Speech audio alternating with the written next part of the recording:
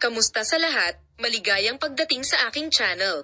Muli akong kasama mo sa isang magandang video. Nang makita ko ang huling pagpapakita ni na Ozgie Girl at Ken Yaman, nabigla ako at hindi ko napigil ang umiyak. Pag-amin ni Ozgie, ang pinakabagong balita tungkol sa Ken Yaman at Ozgie Girl, ang pinag-uusap ang mga pangalan ng mundo ng magazine, ay patuloy na sumasakop sa agenda. Ngayon, mas uminit ang mga pangyayari sa huling larawang ibinahagi ni Ken Yaman sa kanyang Instagram account.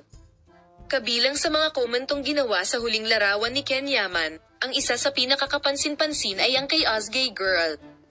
Emosyonal na reaksyon ni Ozgie Girl sa imahe ni Ken Yaman at sinabing, "Naiyak ako nang makita ko ang huling hitsura ni Ken." Maaari bang gumawa ng detalyadong paliwanag si Yaman tungkol sa mga paraan upang mawala ang 10 kilo sa loob ng 30 araw at ibinahagi ito sa kanyang mga taga-subaybay? Si Ken Yaman daw, na nagpahayag na gusto niyang magbakasyon at makasama ang kanyang pamilya pagkatapos ng 2 season shooting ng pelikulang kanyang pinagbidahan, ay nagsimula ng matinding training program para mabilis na pamayat.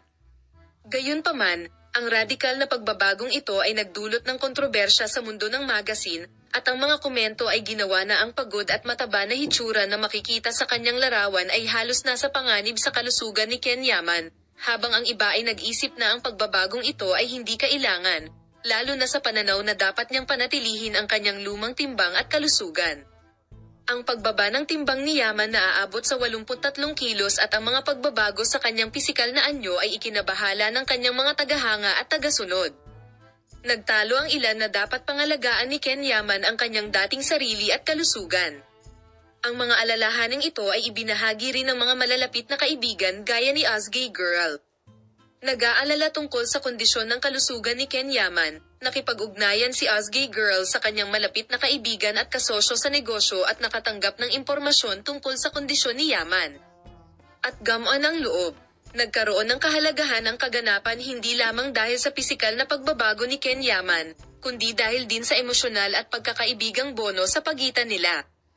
Mga tagahanga ni na Ozgie Girl at Ken Yaman, bibigyan namin kayo ng magagandang komento at pagbabahagi tungkol sa kahanga-hanga at espesyal na pagbabagong ito mula sa duo. Palam.